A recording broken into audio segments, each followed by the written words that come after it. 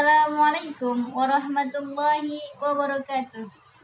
Innal hamdalillah nahmaduhu wa nasta'inuhu wa nastaghfiruhu wa na'udzu billahi min syururi anfusina wa min sayyiati a'malina may yahdihillahu fala mudilla lahu wa may yudlilhu fala hadiyalah. Asyhadu an la ilaha illallah wa asyhadu anna Muhammadan 'abduhu wa rasuluh. Allahumma shalli ala sayidina Muhammad wa ala alihi wa ashabihi ajmain. Amma ba'du. Yang terhormat kepada dosen pengampu dan yang saya sayangi teman-teman sekalian dan para pemirsa yang menonton. Pertama-tama marilah kita panjatkan puji dan syukur kita kehadirat Allah Subhanahu wa taala yang telah begitu banyak memberikan kenikmatannya kepada kita, baik itu nikmat sehat, baik itu nikmat dari kita berbicara, berjalan, bernapas, berkedip mata sekalipun itu merupakan kenikmatan yang Allah berikan kepada kita. Alhamdulillah. Kedua kalinya selawat berstakan salam tak lupa pula kita hadiahkan kepada junjungan besar kita Nabi Muhammad SAW dengan mengucap Allahumma sholli ala sayyidina Muhammad wa ala ali sayyidina Muhammad. Beliaulah yang membawa kita dari zamannya jahiliyah yang zamannya penuh dengan kebodohan manusia-manusia hingga zamannya yang penuh dengan ilmu, pengetahuan dan teknologi seperti yang kita rasakan saat ini. Yang mana beliau selama mengalami proses itu untuk menyebarluaskan Islam, begitu banyak sekali musibah, masalah ataupun rintangan yang dihadapi oleh Nabi yang diberikan oleh Allah.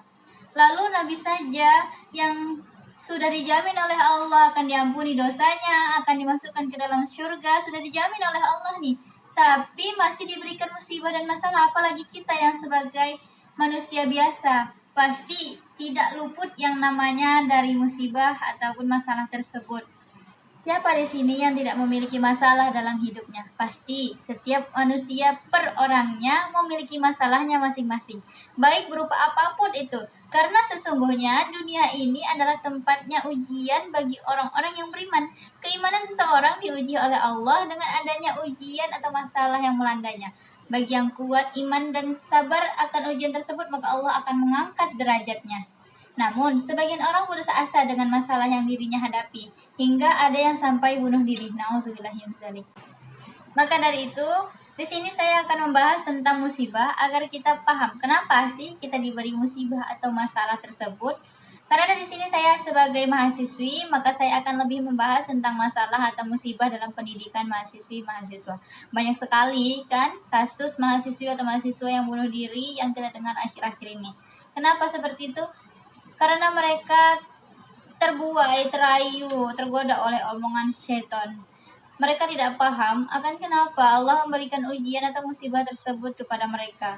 Mereka bukan hanya semata-mata menyerah, tapi juga putus asa dengan mengakhiri hidupnya. Nauzubillahi min dzalik. Apa sih itu musibah? Musibah biasanya berbentuk sesuatu yang tidak kita sukai. Siapa yang menyukai akan adanya masalah atau rintangan dalam hidupnya? Musibah ini sendiri bisa berupa teguran atau peringatan yang sudah menjadi ketentuan Allah. Ada juga musibah ini datang karena kesalahan diri kita sendiri. Maka diperlukannya introspeksi diri sendiri terlebih dahulu untuk mengetahui kenapa musibah itu datang, lalu selalu berusaha berbaik sangka pada Allah akan segala musibah yang melanda, karena sesungguhnya Allah itu tergantung kepada prasangka hambanya.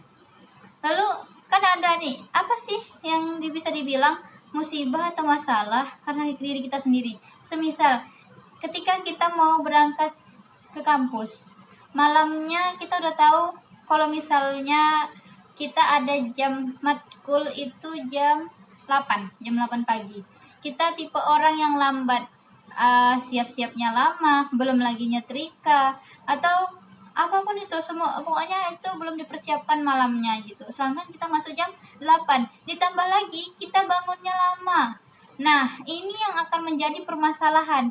Nah, ketika kita paginya udah bangun telat, siap-siap lama, datang ke sekolah, ke kampus itu telat, maka kita akan dimarahi oleh dosen, atau mungkin kita sampai tidak boleh masuk oleh dosen, ya. Ada mungkin yang seperti itu. Nah, di situ dia malah sedih gitu. Ini bagian peka aja ya. Di situ dia malah sedih. Sedih kenapa? Karena dirinya tidak bisa masuk ke dalam lokal. Nah, lalu dia menyalahkan musibah. Tidak. Bukan musibah yang seharusnya dia salahkan, bukan Allah yang seharusnya dia salahkan. Yang dia salahkan itu adalah dirinya sendiri. Dirinya yang membuat dia terkena masalah itu. Benar? Poin yang kedua tadi menjelaskan bahwa kita harus selalu berprasangka baik kepada Allah. Kenapa? Karena Allah itu tergantung dengan prasangka hambanya. Kalau kita berprasangka buruk pada Allah, maka itu yang terjadi. Makanya kita harus selalu husnuzon kepada Allah, bahwa semua yang terjadi adalah yang terbaik untuk kita. Apapun itu takdirnya, masalah apapun, kenikmatan apapun, itu merupakan sesuatu kenikmatan semua oleh Allah. Karena terkadang ada sebuah masalah atau musibah yang diberikan Allah itu ada suatu hikmah yang bisa kita ambil, ya. Dan Allah itu lebih tahu mana yang terbaik untuk kita. Maka ketika kita terkena musibah, tidak usah menyalahi musibahnya, karena itu sudah diatur oleh Allah. Sebagaimana rezeki itu dari Allah juga. Dengan catatan, musibah itu kata Allah dalam Al-Quran bukan karena kesalahan dan dosa-dosamu, maka itu adalah dari aku. Jadi selagi itu bukan dari kesalahan kita, bukan dari dosa-dosa kita, masalah itu datang kepada kita, maka itu udah pasti dari Allah sebagai ujian untuk menguatkan kita, untuk menyabarkan kita, dan akan ada hikmah di balik itu semua. Sebagaimana firman Allah dalam Al-Quran, wa ma asabakum min musibatin fabima kasabat aydikum wa ya'fu an katsir. Dan musibah apapun yang menimpa kamu adalah karena perbuatanmu sendiri, dan Allah memaafkan banyak dari kesalahan-kesalahanmu. Quran surah Asy-Syura ayat 30. Lalu di sini kata Imam Ibnu Hashim Al-Jauziyah, menurut beliau di antara sebab mengapa Allah mengirim musibah supaya manusia itu merendahkan diri pada Allah dan lebih fokus padanya. Karena kalau kita begitu, dengan segala kemuliaan yang Allah berikan, kemewahan, kehormatan, jabatan, kedudukan, manusia itu sering lupa, lalai dengan ibadahnya, lalai akan ingat Allah. Jadi biar kita itu lebih ingat sama Allah. Mau percaya ataupun tidak, pasti yang namanya manusia ketika diberi kenikmatan atau kesenangan jarang yang namanya ingat sama Allah, jarang yang namanya bersyukur sama Allah. Bahkan ketika kita ada musibah, malah kita lebih ingat sama Allah. Maka dari itu, Allah itu tidak mau seorang hambanya itu jauh darinya. Makanya Allah memberikan musibah, memberikan masalah, agar hambanya ini kembali kepadanya. Tapi berbeda dengan yang namanya nikmat. Apa kata Allah yang berfirman lagi? Wa ma bikum min ni'matin faminallah. Apa yang datang dari nikmat itu pasti dari aku. Jadi kalau ada suatu masalah, itu belum tentu dari Allah. Coba kita koreksi dulu kepada diri kita. Itu datangnya dari Allah, apakah dari kesalahan-kesalahan kita, dari dosa-dosa kita, atau memang itu sesuatu yang Allah berikan yang pasti ada hikmahnya untuk kita. Nah, beda dengan rezeki. Ya, ataupun kenikmatan lah pokoknya, itu semua itu udah pasti dari Allah. Lalu bagaimana jika seorang hamba yang beriman mendapatkan musibah dari Allah seperti sakit? Itu tak lain karena Allah memiliki salah satu dari 3 hal. 1. Allah akan mengampuni segala kesalahan kita yang pasti ada. Nah, yang kedua, Allah ingin mengangkat derajat seorang hamba tersebut. Yang ketiga, Allah memberikan tabungan pahala yang berlipat-lipat nanti, sehingga ketika di akhirat dia kebingungan, pahala dari mana ini?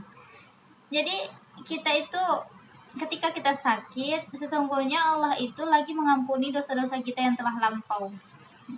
Lalu untuk mengangkat derajat kita, musibah itu diberikan oleh Allah juga terbagi menjadi 3 kategori lagi. Yang pertama, sebagai ujian. Allah turunkan ujian, sesungguhnya Allah lagi menguji keimanan, kesabaran kita. Maka ketika kita lagi terkena musibah berupa ujian, dan jangan sampai itu membuat kita putus asa, frustasi, apalagi sampai berniatan untuk mengakhiri diri. Nauzubillah. Allah berfirman, fa inna ma'al usri yusra, inna ma'al usri yusra. Maka sesungguhnya bersama kesulitan ada kemudahan. 2 kali disebutkan, sesungguhnya bersama kesulitan ada kemudahan. Di sana ada kata inna. Inna itu adalah taukid, mengukuhkan. Berarti Allah itu sudah bersungguh-sungguh, sudah berjanji kepada kita, ketika kita ada kesulitan pasti ada kemudahan dari Allah. Yang kedua, Allah memberikan musibah itu sebagai teguran bagi orang-orang yang melakukan kesalahan dan dosa, tetapi seorang hamba itu masih beribadah.